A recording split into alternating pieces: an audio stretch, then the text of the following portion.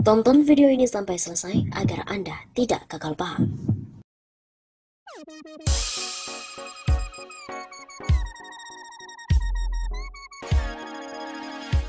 Ketika para bandit keuangan dilindungi oleh negara. Seperti halnya rumah tangga, sebuah negara pun membutuhkan uang untuk menjalankan roda pemerintahannya. Makanya negara memiliki APBN atau anggaran pendapatan dan juga belanja negara. Sehingga tergambar dari mana uang yang didapat dan dibelanjakan untuk apa saja.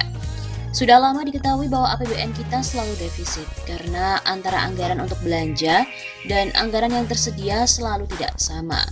Besar pasak daripada tiang, begitu kata peribahasa.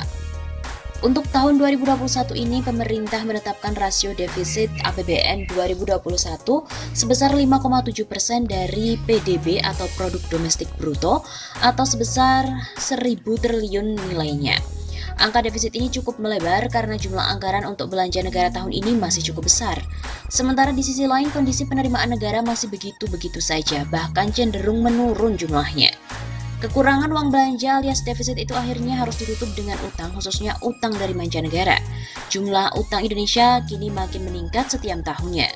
Pada Agustus tahun lalu saja, total utang pemerintah pusat sudah mencapai 5.594 triliun rupiah. Posisi rasio utang tersebut secara keseluruhan sudah mencapai 34,53%. Makin banyaknya utang dengan sendirinya akan sangat berisiko bagi kesehatan keuangan negara. Selain semakin susah juga untuk mencari pihak yang mau memberikan utangan baru pada Indonesia. Mungkin karena sulitnya menambah pendapatan negara dari sektor pajak dan makin sulitnya mencari utangan ke mancanegara, pada akhirnya pemerintah memutar otak untuk mendapatkan alternatif pendapatan dari jalur yang tidak biasa. Sayangnya, kebijakan alternatif itu terkesan untuk melindungi para bandit keuangan yang selama ini telah merugikan negara. Kalapnya pemerintah karena tidak mampu mendapatkan sumber pendapatan negara dari jalur normal, pada akhirnya melegalkan kebijakan yang tidak elok untuk dilakukannya. Kebijakan macam apakah yang terindikasi melindungi para bandit keuangan yang selama ini dinilai telah merugikan negara? Tidak adakah kebijakan lain yang lebih elegan yang bisa dilakukan oleh pemerintah untuk mendapatkan pemasukan bagi negara? Melindungi para bandit. Dalam kesempatan acara sosialisasi program pengampunan pajak atau tax amnesty di J-Expo Kemayoran Jakarta pada 2016 silam, Jokowi pernah mengatakan bahwa uang yang dimiliki oleh orang Indonesia di mancanegara itu besar sekali jumlahnya. Banyak sekali uang milik orang Indonesia di luar sana. Ada data di kantong saya, di Kementerian Keuangan, di situ dihitung 11.000 triliun rupiah yang disimpan di mancanegara. Di kantong saya beda lagi datanya lebih banyak. Karena sumbernya berbeda-beda, ujarnya seperti dikutip di media. Dia mengatakan pemerintah akan membawa pulang kembali uang-uang itu lewat program tax amnesty yang digagas, sehingga bisa membantu untuk membangun perekonomian Indonesia.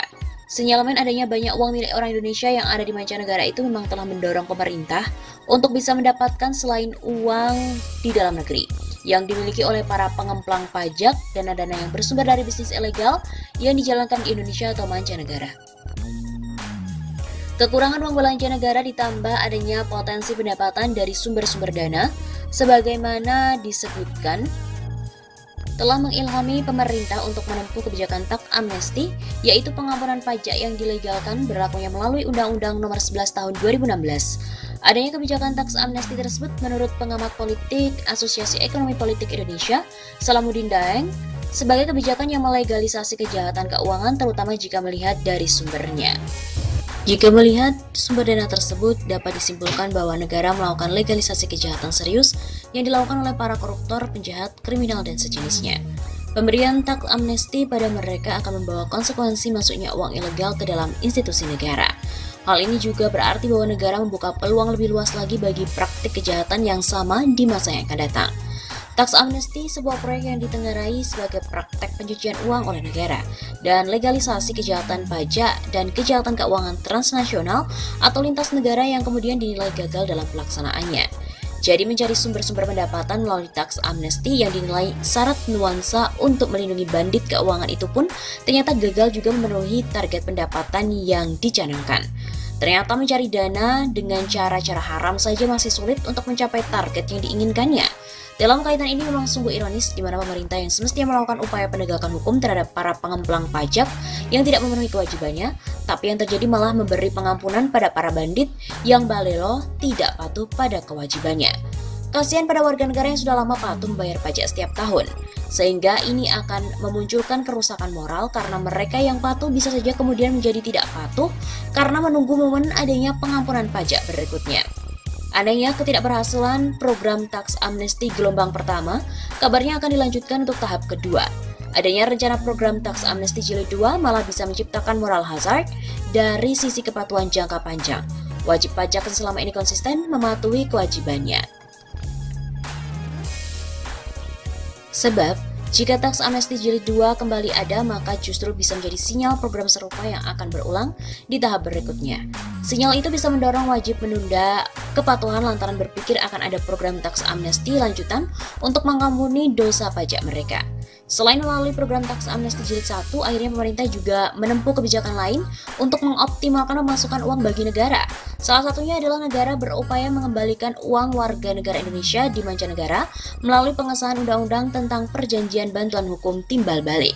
Sejauh ini Indonesia sudah memiliki beberapa perjanjian kerjasama dengan MLA bilateral dengan Australia, China, juga Korea. Sementara itu MLA multilateral terangkum pada MLA regional Asia Tenggara yang ditandatangani hampir semua negara anggota ASEAN. MLA antara negara ASEAN ini diwujudkan melalui Undang-Undang Nomor 15 Tahun 2008 tentang pengesahan Treaty on Mutual Legal Assistance in Criminal Matters atau perjanjian tentang bantuan timbal balik dalam masalah pidana. Terkait telah disahkan undang-undang ini tentang bantuan hukum antara Republik Indonesia dengan Konfederasi Swiss, di mana undang-undang ini disahkan tanggal 5 Agustus 2020 lalu.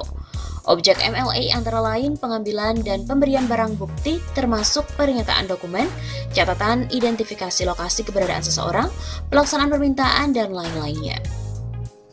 Sejauh ini, penegakan hukum berbasis pemulihan aset perjanjian MLA antara pemerintah Indonesia dengan negara lain dinilai belum berjalan baik sehingga belum terlihat maksimal hasilnya. Salah satunya karena penegakan hukum tidak diikuti penguatan penegakan hukum yang memprioritaskan pemulihan aset. Bahkan penegakan hukum yang memprioritaskan pemulihan aset oleh kepolisian, KPK, dan juga Jaksa Agung sebagai pihak yang memiliki Indonesia masih lemah alias terkesan tidak berdaya. Pada akhirnya, pemerintah hanya mencari jalan lain untuk menambah pemasukan bagi keuangan negara, yaitu melalui perburuan harta dan uang milik pengemplang BLBI yang luar biasa besarnya. Dalam kaitan ini, pemerintah terkesan mengesampingkan perjuangan untuk menyeret mereka secara pidana, namun lebih memprioritaskan aspek perdatanya. Yang penting uangnya bisa kembali ke negara, begitu kira-kira pertimbangannya.